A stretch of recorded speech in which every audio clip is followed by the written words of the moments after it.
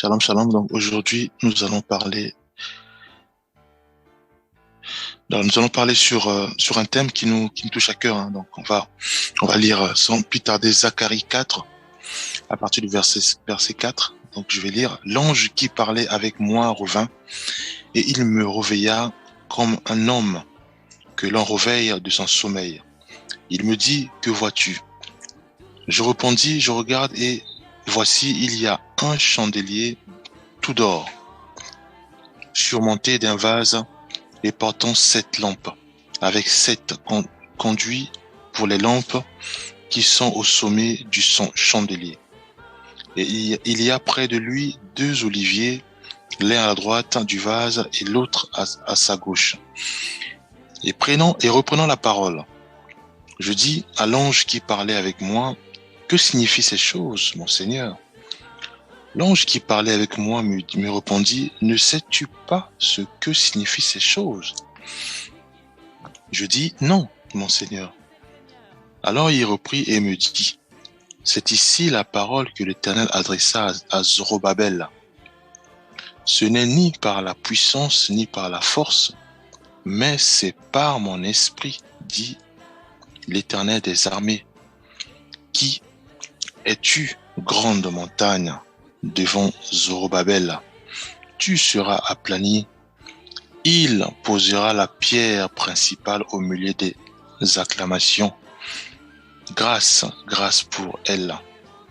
La parole de l'Éternel me fut adressée en ces mots: Les mains de Zorobabel ont fondé cette maison, et ses mains l'achèveront. Et tu sauras que l'Éternel des armées m'a envoyé vers vous. Verset 10. Car ceux qui méprisaient le jour des faibles car ceux qui méprisaient le jour des faibles commencements se réjouiront en voyant le niveau dans la main de Zorobabel. Ces 7 sont les yeux de l'Éternel qui parcourent toute la terre. Je pris la parole et je lui dis: Que signifient ces 2 oliviers à la droite du chandelier et à sa gauche? 12. Je pris une seconde fois la parole et je lui dis: Que signifient les 2 rameaux d'olivier qui sont près des 2 conduits d'or, d'où découle l'or? Il me répondit: Ne sais-tu pas ce qu'ils signifient? Je dis: Non, mon Seigneur. Et il dit: Ce sont les 2 oints qui se tiennent devant le Seigneur de toute la terre. Amen. Amen. On va prier. Père, nous remettons en ta main cette parole et nous croyons que c'est toi qui nous inspires. Continue, Père, à nous inspirer sur ta volonté et que oui, ô Éternel, que nous puissions être édifiés par toi, orientés par toi. Au nom de Jésus-Christ, nous avons ainsi prié. Amen. Bien-aimés, ici, j'aimerais juste nous attirer notre attention sur le mot qui dit: Ne méprisons pas les faibles commencements.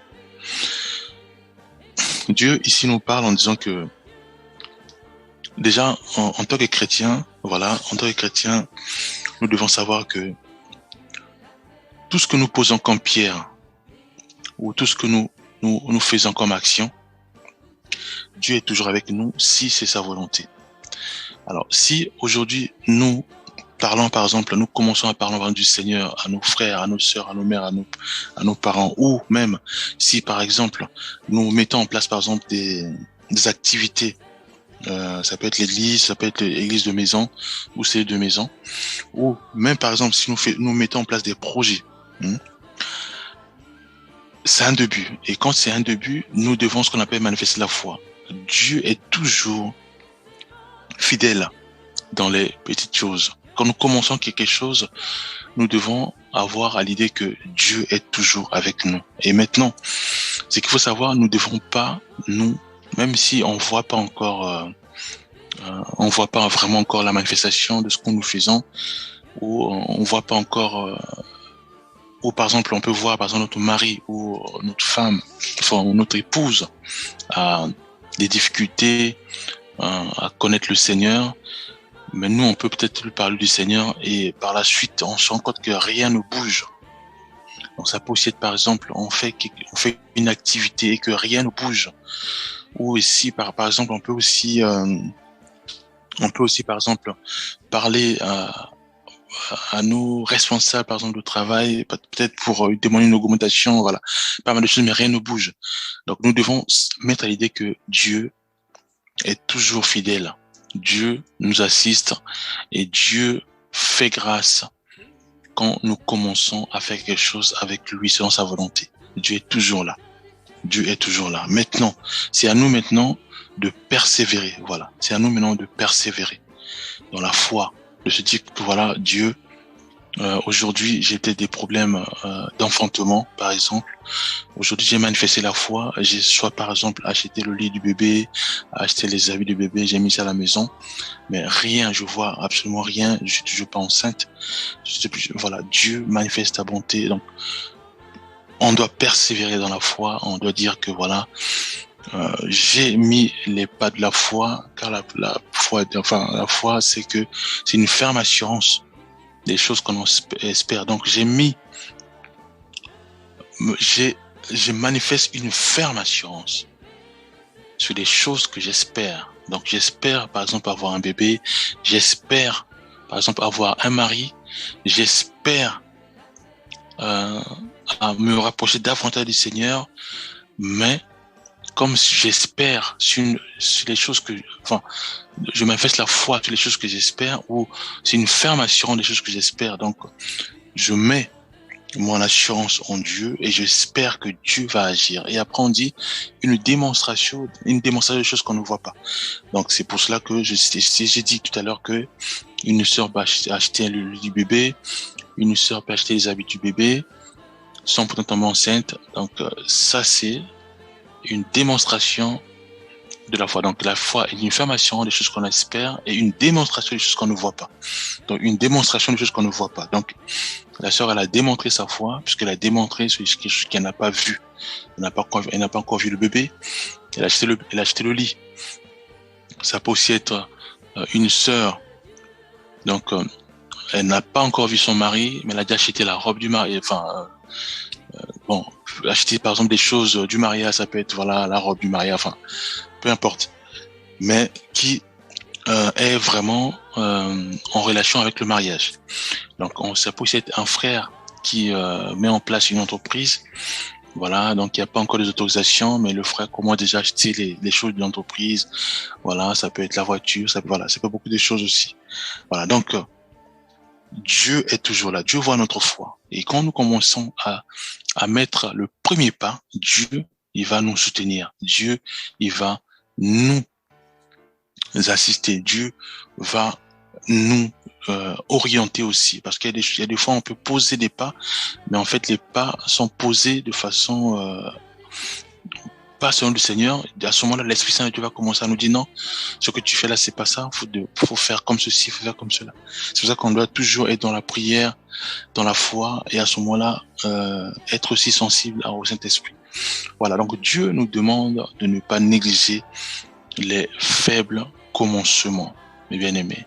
Un frère peut venir te voir en disant que voilà, je comprends pas les Écritures. Nous devons commencer à lui parler du Seigneur. Nous devons lui parler du Seigneur. À ce moment-là, même s'il comprend pas, même si le frère a des doutes, même si c'est difficile, mais le Seigneur va prendre le relais. L'Esprit Saint de Dieu va prendre le relais. L'Esprit Saint de Dieu va continuer à orienter, à guider, à orienter, à façonner, afin que, oui, un jour ou demain ou après-demain, le frère va revenir pour dire voilà, c'est vrai que on a parlé avec toi, j'avais rien compris, je suis pas dans les doutes, mais à la maison, Dieu m'a parlé, voilà, Dieu m'a fortifié, Dieu m'a encore éclairé. À ce moment-là, mes bien-aimés, on aura encore la force de continuer à lui parler du Seigneur.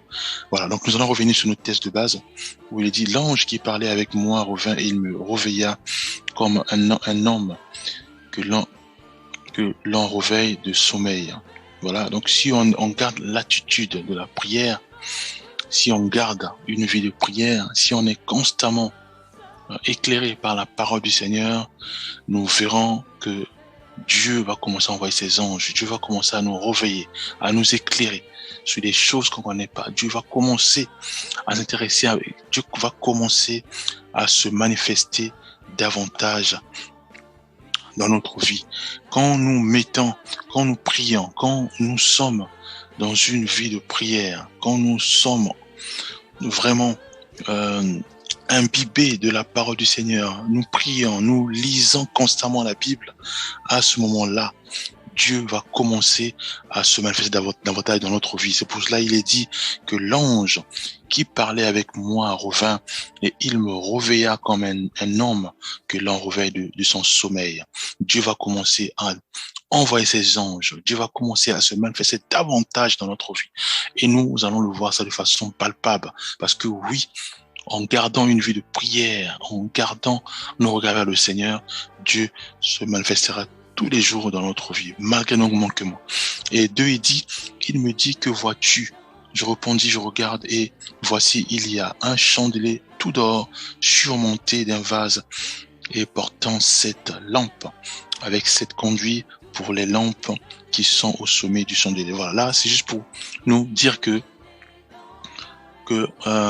malgré nos difficultés, malgré nos manquements, si nous gardons notre regard vers le Seigneur, si nous manifestons une vie de prière constante, à ce moment-là, Dieu va commencer à nous parler. Dieu va commencer à se manifester dans notre vie. Dieu va commencer à nous révéler les choses cachées. Donc là, à l'image des lampes et autres, bon, je rentre pas vraiment dans la révélation, juste pour dire que malgré nos difficultés, malgré nos manquements, Dieu va commencer à nous révéler des choses qu'on ne comprenait pas, des choses cachées. Pourquoi? Parce que on garde une vie de prière, on garde l'attitude de prière, où on recherche constamment le Seigneur. Et quand nous recherchons constamment le Seigneur, Dieu va se laisser trouver, va se laisser trouver par nous. Et à ce moment-là, Dieu va commencer à nous parler, à nous révéler les choses cachées. Ce qu'on voit à cette image-là. Voilà. Et il y a près de lui 2 oliviers. Donc là, c'est toujours dans cette thématique des choses cachées, où l'homme y voit, donc l'un à la droite du vase et l'autre à sa gauche.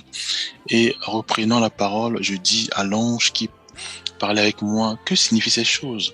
Alors donc là, c'est pour dire que si mes bien-aimés, le but, c'est que nous puissions garder notre vie au Seigneur, que nous puissions avoir ce qu'on appelle une vie de sanctification, de prière, de rechercher toujours le Seigneur. En faisant ainsi, mes bien-aimés, Dieu à ce moment-là va commencer à se manifester dans notre vie. Dieu va commencer à nous montrer les choses cachées, à nous révéler ces choses cachées aussi. Et à ce moment-là, nous serons heureux. C'est cette image que j'ai prise où l'homme ne connaissait pas en fait les chandeliers d'or, il connaissait pas les explications, il connaissait rien du tout, même les 2 oliviers, voilà, ne connaissait pas. Et à ce moment-là, l'ange va lui dire, tu connais pas ces choses-là? Il dit non, je connais pas ces choses. Après, quand on va lire un peu plus tard, c'est là où maintenant l'ange va commencer à lui révéler les choses cachées, à lui révéler les mystères concernant les 2 oliviers, concernant aussi ce chandelier.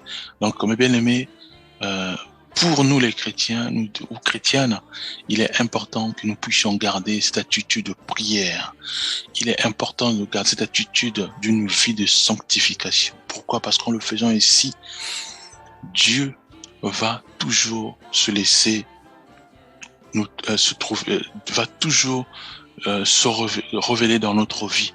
À ce moment-là, tout ce que nous avons comme difficulté, tout ce que nous avons comme incompréhension, nous devons maintenant poser nos questions au Seigneur, pour dire au Seigneur, je comprends pas pourquoi mon père, il est toujours athée, pourquoi ma mère rejette la parole du Seigneur via les raisonnements philosophiques. Et à ce moment-là, Dieu va commencer à nous révéler les choses cachées, liées à nos papas, liées à nos mères, liées à nos frères, à nos sœurs, liées par exemple au blocage. Pourquoi je me marie pas? Dieu va toujours finir par nous révéler ce qui ne va pas. Lié, parce qu'on n'a pas d'enfant, Dieu va commencer à nous donner des ingrédients, à dire voilà, il y a ça qui manquait, il y a ça qui manquait. C'est bien, tu as fait ceci, maintenant il faut faire cela. Dieu va commencer à se manifester dans notre vie pour notre travail. Pourquoi ça marche pas? J'ai mis en place une entreprise, pourquoi ça ne fonctionne pas? Dieu va commencer à nous révéler ce qui bloque. Dieu va commencer à nous parler, à nous aiguiller, à nous orienter. C'est pour cela la clé, c'est que nous puissions rechercher le Seigneur. Nous puissions avoir cette vie de prière, cette vie où nous recherchons nuit et jour la sanctification. À ce moment-là, le Seigneur, dans sa bonté, va commencer à nous parler, à nous réveiller, comme a dit dans Zacharie 4. Comme un homme réveille, voilà, il va nous réveiller comme un homme qui nous réveille. Donc on va toucher, on va sentir qu'une personne nous réveille, on va sentir qu'une personne nous bouscule, on va sentir que Dieu va commencer à nous parler. Comment? Comme on parle avec notre frère, avec notre soeur, avec nos enfants. Et il va commencer à nous dire, voilà, à dialoguer avec nous. Qu'est-ce qui ne marche pas? Pourquoi tu as ça? Qu'est-ce que tu vois? Qu'est-ce que tu regardes? Qu'est-ce que tu as comme problème? Et nous, on va commencer à lui parler parce que on garde cette vie de prière. C'est parce que on lit sa parole. On cherche à nous rapprocher de lui davantage. Et c'est pour cela, il se laisse trouver. Il se laisse trouver. Oui, mes bien-aimés, nous allons continuer. Nous allons continuer la lecture. C'est là où le bien-aimé, il va dire, répondre à l'ange pour dire, je connais pas. Alors, verset 6, il dit alors, il reprit et me dit, c'est ici la parole que l'Éternel adressa à Zorobabel. Ce n'est ni par la puissance, ni par la force, mais c'est par mon esprit, dit l'Éternel des armées. Voilà, là encore, Dieu nous parle, pour ne pas trop aller dans les détails, hein. Là encore, Dieu nous parle de manière simple. Dieu nous dit simplement, ce n'est ni par la puissance, ni par la force, mais c'est par mon esprit, mes bien-aimés. Donc, nous devons savoir, mes bien-aimés frères et sœurs, que si rien ne marche dans notre vie, si quand on cherche quelque chose, mais rien ne se fasse, on prie nuit et jour, on se met en mouvement pour chercher par exemple un enfant. On va aller voir les gynécologues. On a des problèmes de couple. On va aller voir les psychologues, ou bien ceux qui suivent les couples. Rien ne marche. Dieu ici nous rappelle simplement que c'est pas ni par la puissance ni par la force, mais c'est par mon esprit. Donc, mes bien-aimés, nous devons, au contraire, changer notre système de pensée. Nous devons nous dire que si on a des blocages, si par exemple il y a des choses qui n'avancent pas dans notre vie, si par exemple on fait ce qu'on appelle le faible commencement, on pose des actes de foi, et après tout se bloque, on pose des actes de foi, après tout se bloque, et à ce moment-là on se laisse entraîner dans le découragement, on abandonne, on se dit voilà peut-être que bon c'est pas mon temps, on abandonne. Dieu nous dit que c'est pas par la force, ni c'est par mon esprit. C'est par mon esprit. Donc, nous devons rechercher le Saint-Esprit. Nous devons rechercher à discerner le Saint-Esprit. L'Esprit Saint de Dieu est réel, mes bien-aimés. De la manière que Jésus-Christ a marché avec ses disciples, de la manière que l'Esprit Saint de Dieu est avec nous. L'Esprit Saint de Dieu est réel. L'Esprit Saint de Dieu est réel. Nous devons rechercher le Saint-Esprit. Dire au Saint-Esprit, réveille-toi à moi. Regarde, j'ai des difficultés. J'ai fait quelque chose. Mais là, je suis bloqué. Ça n'avance pas. Que dois-je faire? L'Esprit Saint, lui qui intercède nuit et jour pour nous, lui qui est toujours avec nous, il va commencer à nous parler. Pour cela, nous devons prier. Nous devons rechercher à le discerner lui, à être sensible à sa voix. à l'écouter. Pour l'écouter, c'est uniquement par la parole, par la lecture de la parole, en lisant la parole du Seigneur, en la lisant nuit et jour, constamment. L'Esprit Saint de Dieu va nous révéler. Il va nous parler. Il va commencer à nous orienter. Dans nos sommeils, il va commencer à nous parler, à nous guider, pour nous montrer ce qui marche pas, pour nous montrer ce qui bloque sur nos faibles commencements, à intercéder aussi pour nous auprès du Père, afin que nous puissions avoir notre mariage, afin que nous puissions avoir notre bébé, afin que nous puissions voir l'épanouissement de nos entreprises, de nos projets, afin que nous puissions contempler sa puissance dans l'œuvre du Seigneur, dans l'évangélisation, dans beaucoup de choses. Donc il dit, ce n'est ni par la puissance, ni par la force. On ne peut pas faire les choses par la force. Au contraire, nous devons manifester la foi. Après, rechercher la face du Seigneur, rechercher l'Esprit Saint de Dieu, afin qu'il puisse nous guider, nous orienter.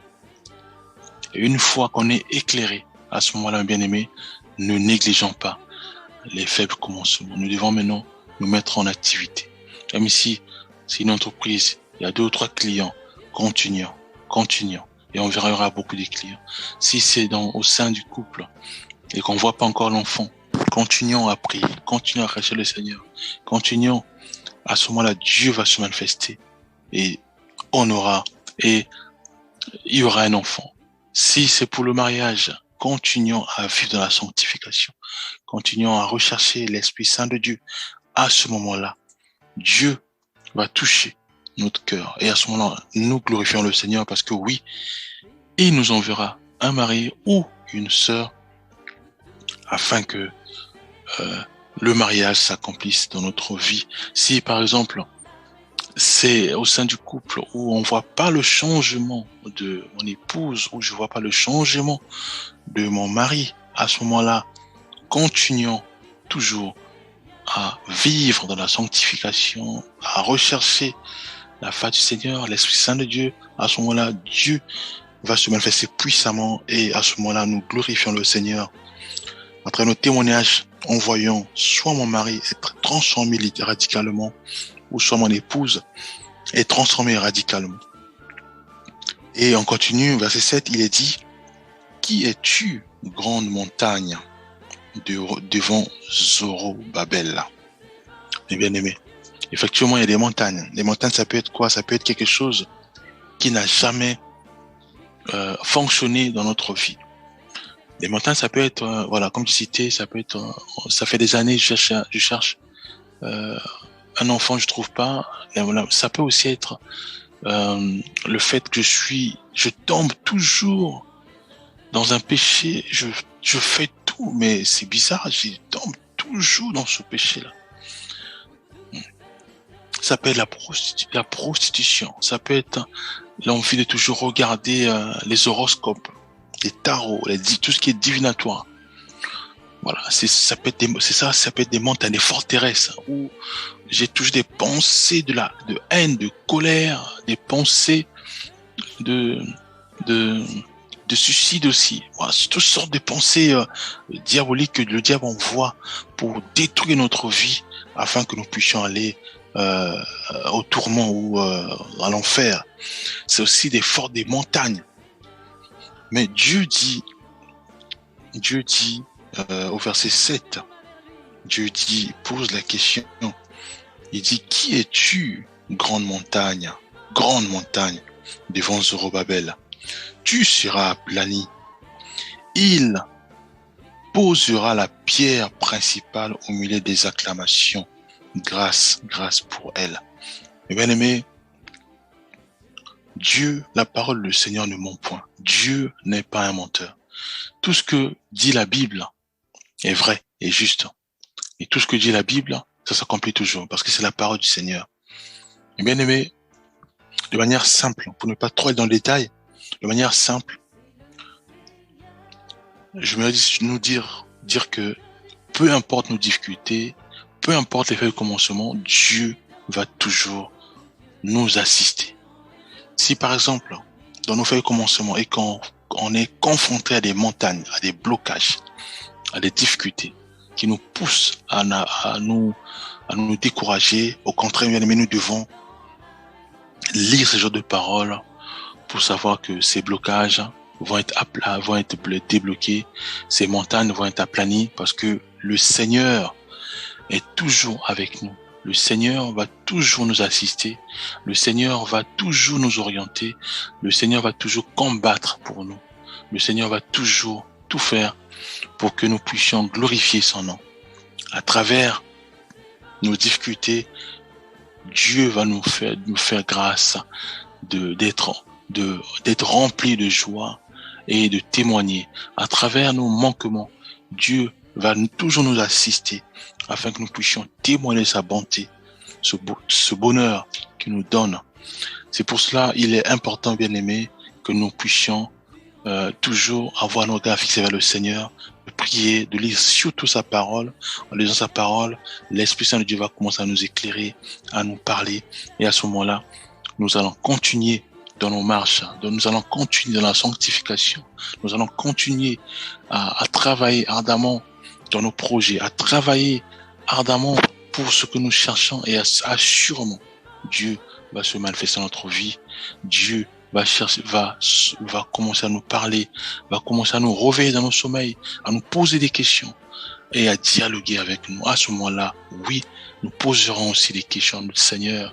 Pourquoi jusqu'alors, j'ai pas de mari? Pourquoi jusqu'alors, j'ai pas une épouse? Pourquoi jusqu'alors, j'ai pas d'enfant? Pourquoi jusqu'alors, j'ai toute cette maladie chronique qui ne part pas? Pourquoi jusqu'alors, mon père n'est pas converti? Pourquoi jusqu'alors, j'ai des problèmes financiers? Pourquoi jusqu'alors, rien ne marche?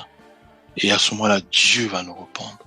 Dieu va nous répondre. Dieu va nous orienter, va nous aiguiller, va nous aider, va nous parler, afin que oui, la parole qui dit, qui es-tu, grande montagne devant Zorobabel, cette parole va s'accomplir dans notre vie et nous témoignerons pour que aussi les autres soient édifiés par nous. Mes bien-aimés, et là maintenant on va voir que Dieu va commencer maintenant à encourager le bien-aimé. Au verset 8 où il dit, la parole de l'Éternel me fut adressée en ces mots. Les mains de Zorobabel ont fondé cette maison et ses mains l'achèveront. Et bien aimé, Dieu est toujours avec nous. Donc dans les faits de commencement, Dieu est avec nous. Si c'est sa volonté, ça veut dire que c'est sa main qui a permis à ce que nous puissions mettre ce qu'on appelle les premières pierres, mettre la première pierre à nos projets. Si c'est sa main qui nous guide, ça veut dire que c'est sa main va achever ce que nous avons posé comme première pierre. Pour les sœurs qui ont manifesté la démonstration de la foi en achetant, par exemple, une robe de mariage, le lit pour le bébé, malgré qu'il n'y a pas le mariage, malgré qu'il n'y a pas le bébé, Dieu, si c'est Dieu qui guide, et Dieu il dit simplement que les mains de Zorobabel ont fondé cette maison. Donc ça veut dire que les mains de Zorobabel t'ont guidé à acheter par exemple les matières premières, si c'est pour l'entreprise. Les mains t'ont guidé à acheter ta robe de mariage. Les mains du Seigneur de Zorobabel t'ont guidé à acheter tout ce qui fait plaisir à l'enfant, le lit, les habits. Les mains du Seigneur t'ont orienté à donner une Bible à ton père, à ta mère, à tes frères. Les mains du Seigneur t'ont orienté à parler à ton supérieur, soit pour l'augmentation, soit pour l'entreprise. Voilà. Ces mêmes mains vont achever ce que tu as commencé, ce qu'il a commencé. Ça veut dire que tu auras un enfant, tu auras ton mariage, tu auras ton mari, tu auras ton épouse, tu auras tes clients, tu auras, oui, tu auras la santé, tu auras la joie, tu auras la paix au sein de ton couple, tu verras ton père être transformé, tu verras ta mère venir à Christ, tu verras les changements au sein de ton entreprise. C'est cela, mes bien-aimés, message d'encouragement. Dieu nous demande de commencer, et quand on commence, ne doutons pas, même s'il y a des blocages, même si on sent que rien ne bouge, même si ça fait des années que j'ai pas de paix, même si ça fait 2 années que je vois rien être changé, Dieu nous dit de ne pas négliger les faibles commencements. Posons les actes de foi, mes bien-aimés, recherchons le Seigneur dans la prière et dans l'étude de la parole du Seigneur et vivant dans la sanctification. À ce moment-là, Dieu va se manifester dans notre vie. Il va commencer à nous réveiller, à nous parler, à nous poser des questions, à dialoguer avec nous. À ce moment-là, mes bien-aimés, n'hésitons pas à lui poser toutes sortes de questions. Dieu va se révéler à nous et Dieu va achever ce qu'il a commencé dans notre vie. Achever la prophétie qui t'a faite peut-être il y a 10 ans, il y a 11 ans. Dieu va l'achever. Si Dieu t'avait dit que tu seras un homme de Dieu, tu seras une servante du Seigneur, Dieu va l'achever. Parce que il est dit que ma parole ne revient pas à moi. Et c'est pas accompli. Donc, la parole du Seigneur, pour qu'elle puisse revenir au Seigneur, elle doit d'abord être accomplie dans ma vie, dans ta vie. Et une fois accomplie, c'est le témoignage qui revient vers le Seigneur pour dire, voilà, ta parole a été accomplie. Gloire soit rendue au Seigneur. Mais c'est cela. Nous devons, mes bien-aimés, garder en tête que Dieu est avec nous et Dieu est toujours avec nous dans les faibles commencements. Dieu est avec nous. Dieu connaît nos cris. Dieu connaît nos douleurs, nos difficultés. Nous devons continuellement rechercher sa face, continuellement rechercher le Saint-Esprit qui commence à nous inspirer. Et pour le connaître, c'est dans sa parole. Et en lisant constamment sa parole, et l'Esprit de Dieu va commencer à nous pousser à la prière, puisque l'Esprit de Dieu intercède pour nous, à nous pousser à la prière, à nous donner les bonnes prières. Voilà, tu dois prier comme ça, des prières ciblées. Seigneur, parle pour mon mariage. Seigneur, parle pour mon enfant. Seigneur, parle pour mon foyer. Parle pour mes affaires. Parle pour mes difficultés. Parle pour mon appel. L'Esprit Saint de Dieu va commencer à nous parler, à nous orienter, à nous révéler, à nous consacrer aussi, puisque c'est l'Esprit Saint de Dieu qui consacre. Il te consacre, apôtre, il te consacre, pasteur, il te consacre, prophète, il te consacre, évangéliste. C'est l'Esprit Saint de Dieu qui consacre, qui nous équipe, qui nous oriente. Après, avec des dents, maintenant on se met en mouvement à part du Seigneur. C'est l'Esprit de Dieu qui nous consacre, qui nous justifie aussi. Il justifie l'Esprit Saint de Dieu. Les bien-aimés, nous avons fini, on va juste prier. Père Céleste, nous croyons que ta parole dit que je vous envoie dans le monde, au milieu des loups. Mais tu nous dis d'être simple. Père, quelle grâce d'être simple. Tu veux que nous soyons simples. Ô Éternel des armées, fais-nous cette grâce d'être toujours simple. Regarder uniquement vers toi. Être comme des brebis, comme des enfants qui sont simples, qui regardent vers leur père, leur mère. Père, fais-nous grâce d'être simples. Oh, quelle grâce. Toi qui parlais avec simplicité aux disciples. Toi qui parlais avec simplicité, Père Céleste. Et des fois, tu parlais paraboles, mais après, tu interprétais ce parabole, mais tu parlais avec simplicité. Donne-nous ce cœur d'être simple. Oh, nous t'implorons, aide-nous, Père Céleste, à lire ta parole. Aide-nous à nous rapprocher de toi à travers la parole et la prière. Au nom de Jésus-Christ, nous avons ainsi prié. Amen.